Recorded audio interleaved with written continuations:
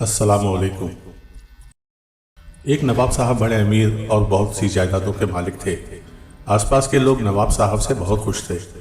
ایک دن نواب صاحب کی طبیعت خراب ہو گئی اور ان کا پیشاب بند ہو گیا۔ قریب کے حکیموں نے سارے نسخے آزمائے لیکن نواب صاحب ٹھیک نہ ہوئے۔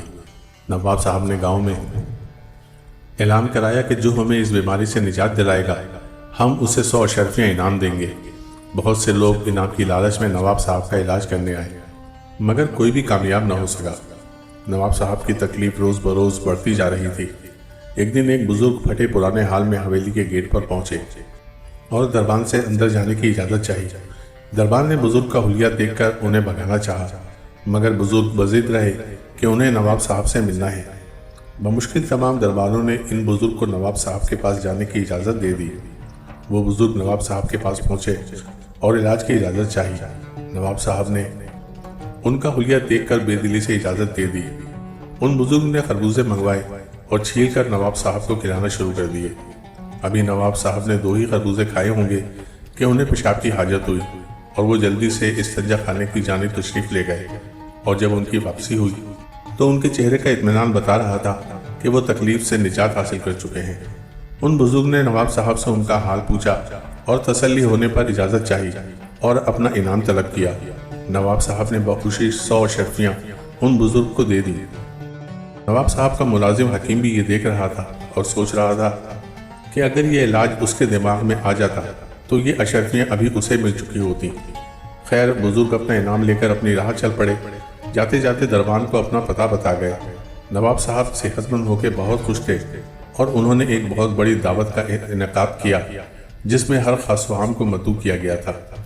کچھ ماہ بعد نواب صاحب پھر اسی تکلیف میں دوبارہ مبتلا ہو گئے۔ ہر طرح کا علاج کے باوجود بھی ان کی تکلیف دور نہ ہوئی تو انہوں نے اسی بزرگ کو بلانے کی تجویز دی۔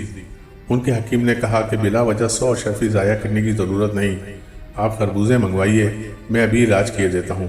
نواب صاحب کے حکم پر دوبارہ خربوزے لائے گئے اور حکیم صاحب نے نواب صاحب کو خربوزے چھیل کر کھلانے شروع کر دیے مگر اب کی بار خربوزے کھا کر بھی نواب صاحب کی حالت نہ سدھر سکی۔ اب حکیم بھی پریشانی میں مبتلا ہو گیا کہ اشرفیوں کے لالچ میں وہ کس مصیبت کو دعوت دے بیٹھا ہے۔ وہ بھاگا بھاگا حویلی سے باہر آیا اور سب ملازمین کو جمع کر کے ان بزرگ کا پتہ پوچھا۔ دربان نے جب یہ سنا تو اس نے بتایا کہ وہ حکیم کا پتہ جانتا ہے اور وہ اسے پکڑ کر لے آئے گا۔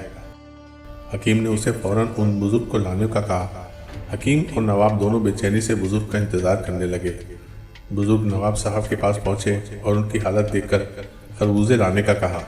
نواب صاحب کے حکیم نے کہا کہ نواب صاحب کو خربوزے کھلا چکا ہے۔ بزرگ بضد رہے کہ خربوزے لائے جائیں۔ بالآخر ان کی ضد سے مجبور ہو کر نواب صاحب نے خربوزے لانے کا حکم دیا۔ نواب صاحب کو حاجت محسوس ہوئی اور وہ اپنی حاجت روا کرنے گئے۔ واپسی پر نواب صاحب نے بزرگ کو گلے لگا لیا اور اب کی بار ان کی خدمت میں 200 سونے کی اشرفیاں پیش کی۔ بزرگ نے وہ اشرفیاں لینے سے انکار کیا اور جانے کی رخصت مانگی۔ نواب صاحب نے کہا کہ پہلی بار جب میری طبیعت خراب ہوئی تھی تو آپ نے مجھے خربوزے کھلائے تھے، اب کی بار طبیعت خراب ہونے پر وہی علاج میرے حکیم صاحب نے کیا تو اس نے اثر نہ کیا، لیکن آپ نے آ کر پھر خربوزے سے ہی علاج کر دیا۔ بزرگ نے جواب دیا کہ پہلے جب آپ کی طبیعت خراب ہوئی تھی تو اس موسم میں خربوزے کا گودا فائدہ مند تھا اور اس موسم میں خربوزے کا چھلکا فائدہ دیتا ہے۔ میرے لیے 100 اشرفیاں ہی بہت ہیں، یہ اشرفیاں آپ میری طرف سے اپنے حکیم صاحب کو دے دیں۔ نواب صاحب کا حکیم بزرگ کی بات سن کر دل ہی دل میں بہت شرمندہ ہوا، بزرگ سے معافی کا طلبگار ہوا اور ان کی شاگردی اختیار کر لی۔